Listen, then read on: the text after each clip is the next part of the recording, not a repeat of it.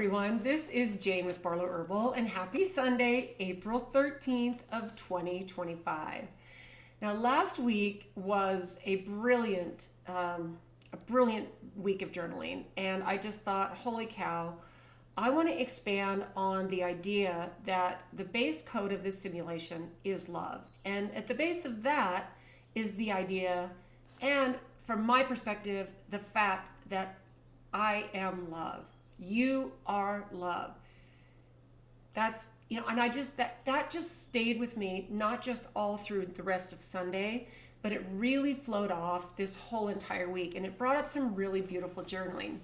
So I'm going to get right to this. This is some really fun stuff that I just thought, this is making this whole game, this whole life, this whole experience a lot more fun. Okay, so the first thing that I wrote is that we need to keep remembering through the chaos. And instead of getting caught in the chaos, worrying about it or focusing on it, we need to focus on our own journey. Okay, it's easy to focus on what other people are doing or not doing. And, if I could wind back the clock 5 years and not want to wake everyone up at the same time, like, come on, everybody, wake up. This is what's happening.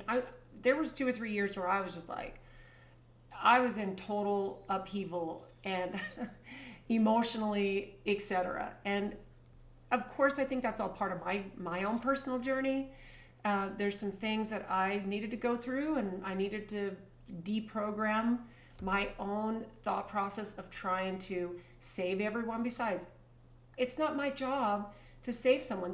They're not only do people not want to be saved, they are on their own path with their own experience and their own journey. And they might be having the most spectacular ride of their life. And it's not my job to decide if it should be different. And in order for me to come to that conclusion, I had to stomp out my ego and all kinds of other things. So it's not your job to fix anyone. Okay, so I wrote my spouse, my kids, my siblings, my friends, or my coworkers. I need to let them have their own awakening. It would be even more chaotic if everyone woke up at the same time. And that almost sounds disrespectful in a way, because, like I just said, it's not my job to wake people up. What, to my perspective, to my journey? No, that's not what it's about. And I will tell you, as the mother of grown kids, I do sometimes wish that they would come to me for advice, because I'm not responsible for them anymore. I can, as far as like when they were little, after I gave birth to them, after I, was raising them as babies and toddlers and kids in junior high and high school, then I am responsible. I am responsible for them. And we get to the point where we're responsible to raise them as responsible adults. And one of the best things that my parents ever did for me and all my siblings is they let us make all of the mistakes we had to make when we became adults. And this was very shortly after we graduated from high school. It was like they didn't try to bail us out of any financial situations. Now, being the second oldest of 14 kids, it wasn't even on my parents' radar to check in with us and see if we were struggling. Now, they loved us and they were in communication with us, but they were so busy raising all my other siblings. At least when I became 18, my mom was pregnant at my wedding, my first wedding with my little sister. Then she had one more baby. When I was pregnant with my son, my mom was pregnant with my little brother. So the last thing on my mom's mind was, does Jane need to be bailed out of her electric bill or whatever it was that I was going through at the time. There was communication, there was love, but this was a huge gift. And me and my siblings have talked about this. And I think we can correlate that into what's happening right now. We need to let other people, no matter who they are, go through their own journey. And I'm not talking about letting other people abuse or hurt someone else, or we need to step in when the moment is appropriate. So that's not the kind of things I'm talking about. But we need to let them have their own awakening. It would be even more chaotic if everyone woke up at the same time. And again, everyone's journey is different. So waking up to certain things can mean different things and have different layers. Okay. So what this is this is not about selfishness. All right. That's what I wrote. I think it's quite the opposite. It's actually adding to the base code of love. If you are selfish and take care of your own frequency, your own energy, your own capacity to forgive and have kindness and compassion, and just set that pure example and change the code. This whole thing landed so perfectly in me last week. I was just like, this is where I felt like I really wanted to keep taking this. So we need to tune into the things that pull us. Okay, so then I wrote down a list of things like this: fasting, daydreaming. Does it pull you to sit in a beautiful place in your yard in the spring right now as things are starting to bloom and just daydream? Don't have your technology with you, and just let your mind wander. I was a daydreamer as a kid, hardcore. Like, that was one of the things that I loved the most, was just sitting there and daydreaming. And I do it every once in a while. I allow myself to do that, but I don't do it often enough. So fasting, that's been pulling me to. Daydreaming, searching, listening, singing, art, raw food. These are all things that might pull us. Singing bowls, dancing, sitting, walking, biking, cooking, creating. Right now is the time to start sending your energy and your high vibes to the things that pull you, okay? We need to look at conversations, situations, world events, and all the stuff that's happening without emotion, okay? Now, when I wrote that, what dropped in to me on that during that statement, and I wrote it down right here, is the 4 agreements, okay? And this is where I actually took the rest of this journaling after this little bit more here, but I thought, what if we took these things, conversations, situations, world events, and all this stuff, and we looked at them without emotion or without an emotional response? Because we can have an emotion wash over us with some of these things that are happening in the world, and then we don't have to have a response that is less than kind or even less than kind to ourselves. Typically what happens, and I find I'm really starting to master this, is someone will say something to me that I might really disagree with, or it kind of hits me with a bit of emotion, whether it's anger, fear, or whatever. And before I respond or react in any way, I go into complete non-response. And I think, what am I really thinking about this? And what does it matter in my life right now, and the frequency that I want to continue to put out? And you realize that those things that might be less than good or full of a high vibe they're a whole bunch of nothing. And it's just someone else's opinion, or someone else, because even the things that are happening in the world that you hear about, you watch, because I don't watch mainstream media, and I have not for a long, long time. But I watch clips of here and there. I watch podcasts and interviews, things that interest me. I really try to watch things that raise my vibrational energy, and keep me on the path of love. That's really what I try to do. But I can still find myself responding with a high emotion. But it's so amazing that when you pay attention to that, how fast you can dissipate it. It dissipates within a couple of seconds at this point for me.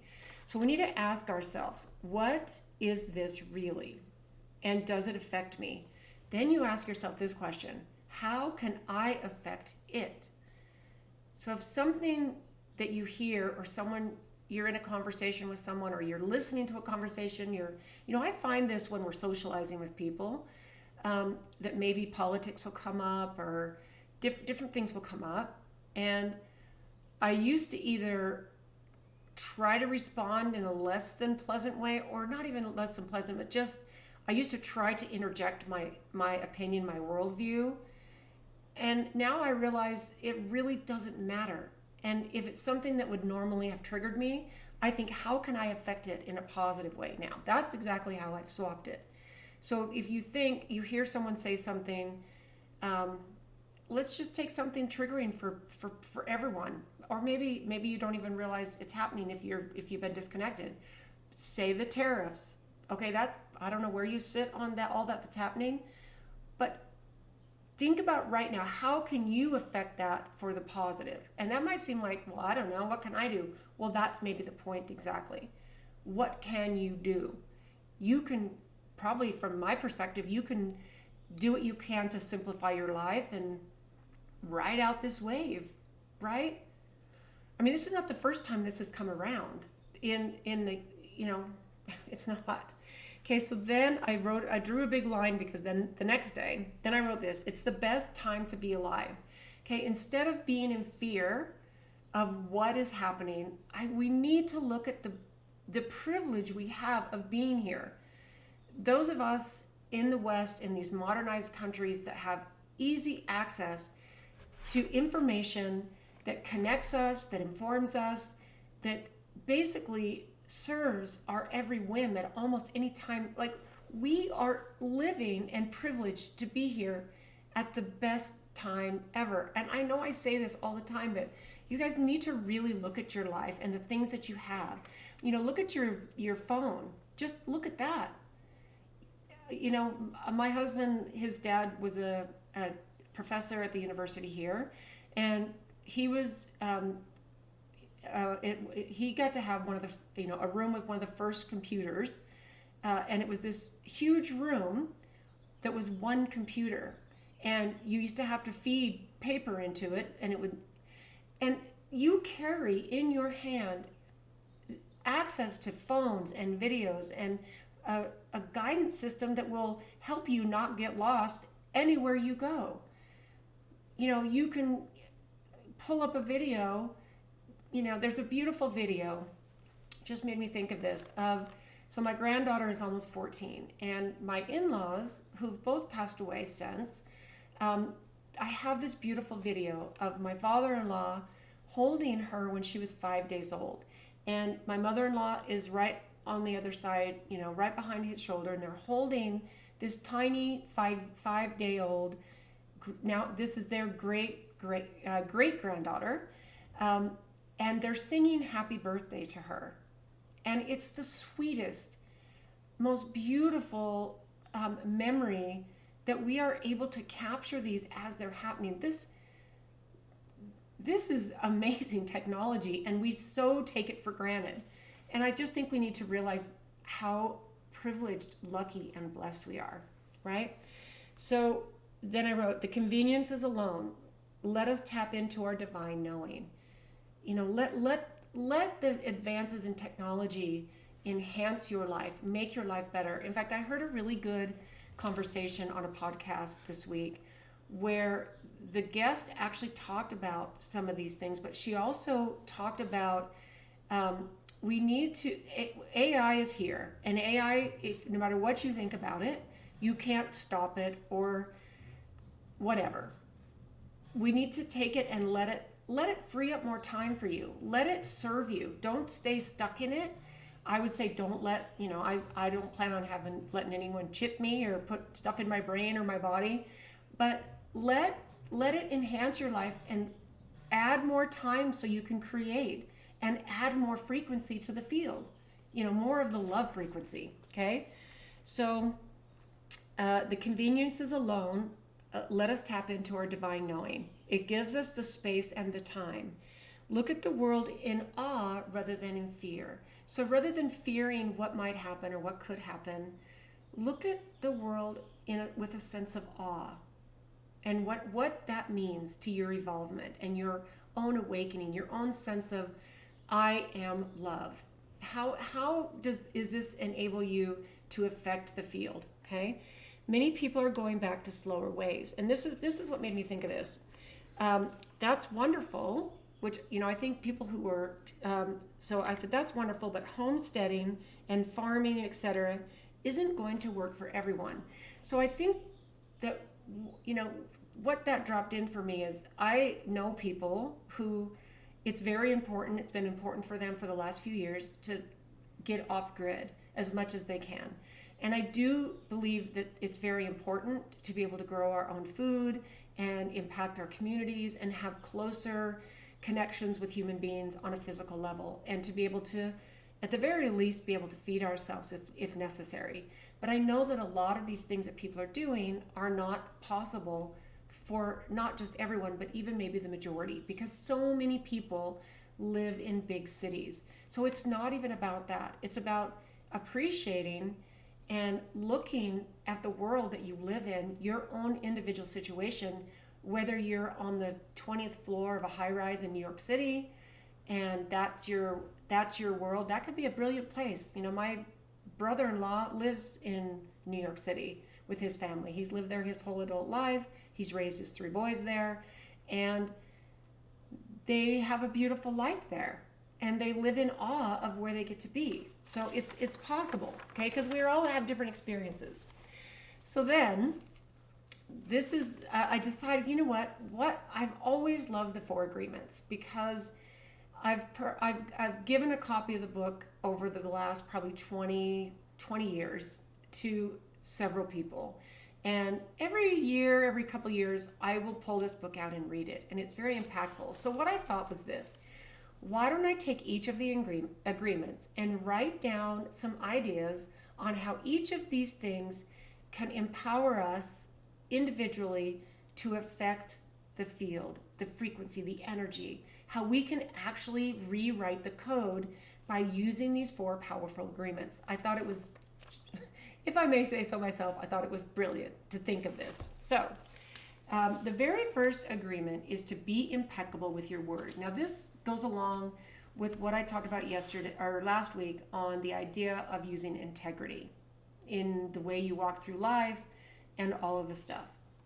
So here's what I wrote. In this simulation, we need to look at our word kind of like our wand. This is like a magic wand, okay? And it kind of casts spells. I wrote casting spells. Think of the things that lower our frequency, like gossip, blame, judgment, and fear. Okay, think about those things. Being impeccable with our word, it syncs our inner world with the base code, with this base frequency. So when we're impeccable with our word, we're truthful, we have integrity, we live in that space, we are affecting the base code of love. Okay? So I wrote, being impeccable with our word syncs our inner world with the base code, the frequency of this simulation. Love.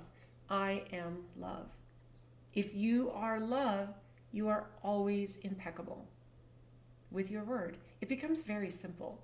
It doesn't even turn into something that's difficult. It just flows, because that's just you.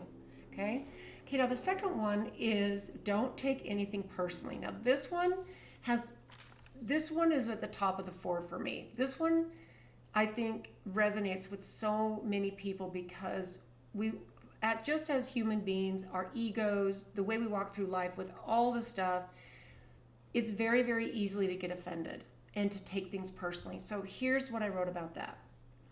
Everyone acts from their own programming. The way someone reacts toward you has nothing to do with you. They're reacting to you or at you or from whatever you're putting out based on their own programming, their own perspective, okay?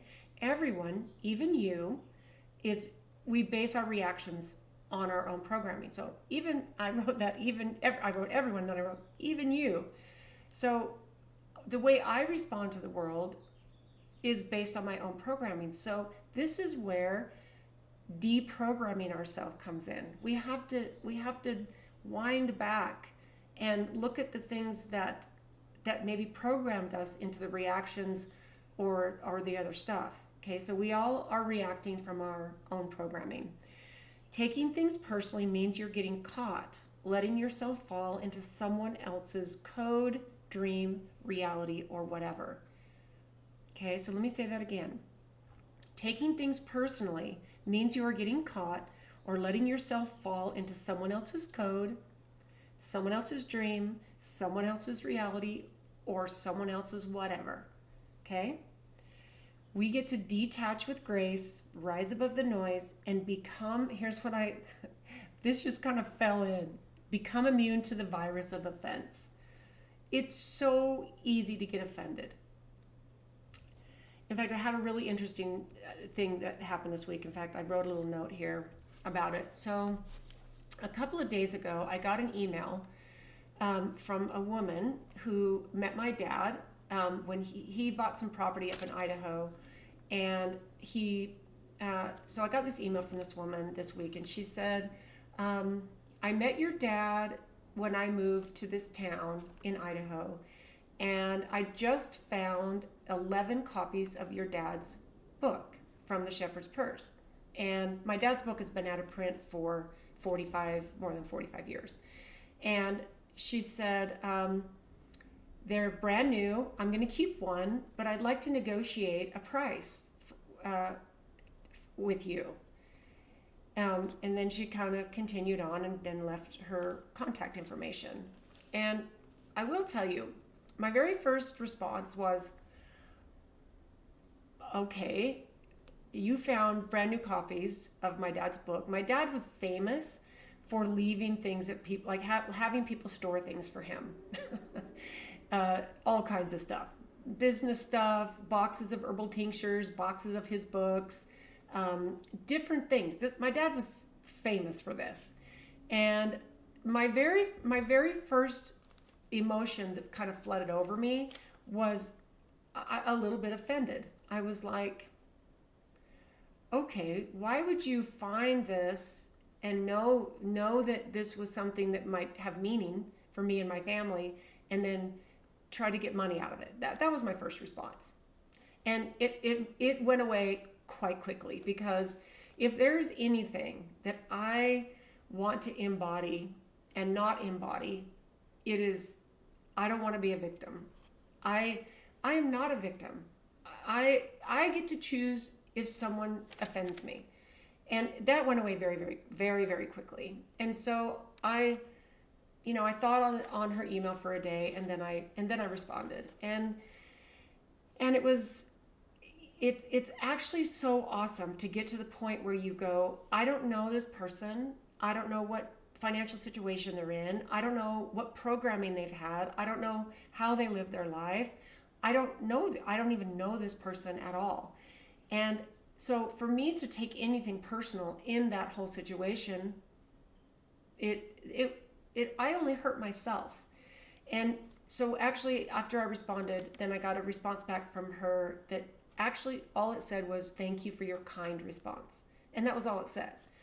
And I think that if we stop for a second before we decide how to respond, changing the simulation with that kind of frequency is stunning. It's stunning, okay? So then I wrote this: detach with grace, rise above the noise, and become immune to the virus of offense. This is a superpower, okay? It keeps our frequency high, and it keeps our energy sovereign. Okay, this keeps our energy sovereign. We're not giving away our energy to someone else. We get to choose how we respond, and how the things that we take or don't take. Someone else's programming has nothing to do with you. When I absorbed that agreement all those years ago, and I didn't get it down perfect. That's why I go back and I read that book every once in a while. It's like time for me to read the 4 agreements, because someone else's idea or their perception of the simulation is different than mine. And am I being offended by that? So that one is, once you lock that one in, the world shifts so powerfully. The third one is, all of these are so good, and this one is probably is right there, number 2 under don't take things personally. And this is, don't make assumptions. I still get caught in this, okay? So assumptions create bad code, and they create what I call false data. When you assume something, you're just creating bad code, okay? Assuming fills in the gaps. So what's happening is we hear something, and we make an assumption, and we're just filling in the gaps with our own imagination, our own mindset. Okay, what we fill it in with are things like fear, insecurity, and past pain. We don't ever assume the best things, do we? What if we kept making assumptions, but we flipped it? We flipped the switch to be like, we're going to assume the best of everyone. We hear something that might have a bit of a negative spin to it, and we assume, oh, I'm sure that person did not mean it that way. What if we changed the way we made assumptions into a higher frequency, right? Because usually it's not that. Usually the assumptions are fear and gossip and all the lower frequencies, okay? So what we need to do, rather than make assumptions, is unless it's in a higher assumption of love, we need to seek clarity first. We need to ask questions. We need to observe. We need to stay open, and then we need to engage with what is real. Because assumptions are always a false paradigm. From my experience, that's almost always true. Now, I can get intuitive hits. I can hear about a situation, or I might be caught in the middle of a situation, and I might get an intuitive hit on what's going on, and that's different than making an assumption. Because usually the intuitive hits will be the very first thing that drops in for you. And if you have to think about it for more than 1 or 2 seconds, your mind's going to run away with you. It's going to drive you insane, right? Okay, so truth is a clear signal to what's cleaner. So find what's real. Don't make assumptions. Find what's real, because the truth is always a clean signal. Okay, it's how we stay in alignment with the base code of love. That's how we stay in alignment. Okay, now the fourth one is awesome as well. Always do your best, because our best is going to look different depending on the situation. So this is what I wrote. This isn't about perfection. This is about, from my perspective, it's about presence. That's what it's about. Our best shifts day to day and moment to moment. So my best today, it might be a better best tomorrow. Moment to moment. I find myself sometimes bringing my less than best self, and in the very next moment, I have the opportunity to bring my better self, to bring my best self. So day to day and moment to moment, even week to week and month to month, our best is going to shift, as we grow, as we raise our frequencies. Our best is always going to change. So we need to give ourselves grace on that, right? We need to show up fully, use our heart and our intention, and we need to align with our higher purpose. This is all part of bringing our best self, right? It's not about earning approval. We're not trying to earn the approval of others. We are trying to stay in our highest self, earn our own approval, and change the frequency, change the energetic frequency. We and we alone are the only ones that we have the power to do that. Okay, we're not trying to earn anyone else's approval by bringing our best. In fact, here's something to try. Do something good and something that's bringing your best self, and then make it anonymous. Don't feel the need to earn someone's approval and pat yourself on the back and tell other people what a great thing you did. That can be a challenge, right? I think that's really interesting. Look at this as frequency maintenance, okay? Because this simulation constantly needs maintenance. So when we always bring our best, what we're doing is we are maintaining this simulation and what the frequency we bring to it. So it keeps our field clear and sharpens the channel that we are tuned into, because that's what it is. So this all lets love move through us with no resistance, because this is like turning the channel on a radio station, which of course that's kind of an antiquated thing now. We don't necessarily do that unless you have a CB radio or you have an old radio where you tune it in. But what you're doing is you're keeping the channel clear. You're tuning in your frequency when you always bring your best. Okay? Okay, so this is the last part of this journaling. These agreements raise our vibration. They stabilize our energetic field. And what this does is, this is what I wrote, clears static from our soul's signal. These 4 agreements can clear the noise and the static off of our own soul's signal. I really love that. This starts changing the field around us, right? It's a reminder to the simulation that its source code is love, awareness, and unity. We're constantly putting out a signal. If you look at what your energetic frequency puts out, and you put these 4 agreements into place with that idea in mind, okay, we're reminding the simulation that that is the source code. We have the ability to affect it. So powerful. Don't try to control the game. Okay, that just kind of dropped right there. Don't try to control the game. Simply master the frequency that we're playing in. Okay, just master your own frequency. That's what you have. That's it. Okay, it becomes simpler the more you do it. Become a glitch in the matrix of fear.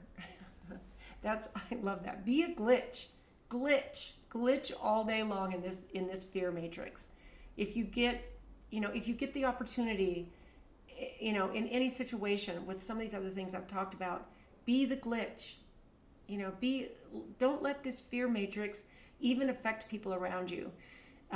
It's really fascinating because there are times that I'm in situations or I'll be heading on my walk, and one of my neighbors will kind of stop and chat with me as I'm at the beginning of my walk. And there's something, and I know you're drawn to people like this, but I have some really great neighbors that I've had long conversations with, and it's almost like they can feel the energy of me starting on my walk.